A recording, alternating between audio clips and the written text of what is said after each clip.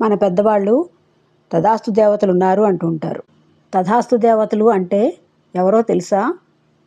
తథాస్తు అనే పదానికి అర్థం అలా జరుగుగాక, నీ మాట నిజమగుగాక. మన మాటలకు, మన ఆలోచనలకు అనుగుణంగా ఫలితాన్ని అనుగ్రహించే దివ్యశక్తులనే తథాస్తు దేవతలు అంటారు. వేదాల్లో వీటి మూలస్వరూపం అనుమతిదేవిగా పేర్కొనబడింది. యజ్ఞాలు, సత్కర్మలు చేసే సమయంలో ఈ దేవిని స్మరిస్తే కార్యసిద్ధి కలుగుతుందని శాస్త్రం చెబుతోంది.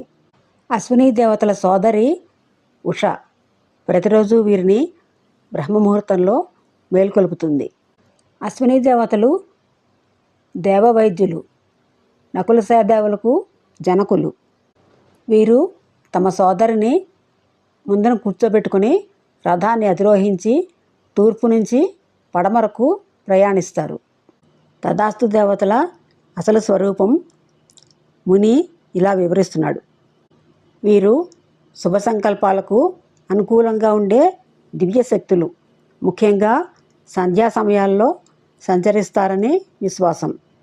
మనం పలికిన మాటలను అలా జరుగుగాక అని ముద్రించే శక్తి వీరికి ఉంది. పురాణాల్లో ఈ తథాస్తు శక్తిని అశ్వినీ దేవతలతో కూడా అనుసంధానిస్తారు. వీరు సూర్యుని కుమారులు, దేవవైద్యులు, శుభఫలదాయకులు. మహాభారతంలో కూడా వీరి ప్రభావం కనిపిస్తుంది. మాద్రీదేవి మంత్రశక్తితో అశ్వినీ దేవతలను ఆరాధించి నకుల సహదేవులను పొందింది. ఓ భక్తులారా, ముని గంభీరంగా చెప్పాడు, ఎప్పుడు నాకు ఇదే లేదు, నేను బాగోలేను అని చెడు మాటలు పలకకండి. ఎందుకంటే తథాస్తు దేవతలు ఆ మాటలకే ముద్ర వేస్తారు. మనం పలికినదే మన జీవితంగా మారుతుంది. ఉదాహరణకు, డబ్బు లేదు అని పదే పదే అంటే నిజంగానే కొరత వస్తుంది. అనారోగ్యం అని భయపడితే ఆరోగ్యం దెబ్బతింటుంది. జరిగిపోతుందేమో అనే భయం అదే పరిస్థితిని ఆకర్షిస్తుంది. శక్తిముని చివరిగా ఇలా ఉపదేశించాడు, మంచి ఆలోచన, మంచి మాట, మంచి ఫలితం. వైద్యుడు రోగి కోలుకోవాలని నిజమైన మనసుతో కోరుకుంటే తథాస్తు దేవతలు ఆశీర్వదించి ఆయురారోగ్యం కలిగిస్తారు. మనం ఇతరుల కోసం మంచి కోరుకుంటే మనకు మంచే తిరిగి వస్తుంది.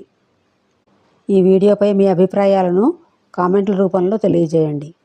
ఈ వీడియో నచ్చితే లైక్ చేయండి, సబ్స్క్రైబ్ చేయండి, షేర్ చేయండి, కామెంట్ చేయండి.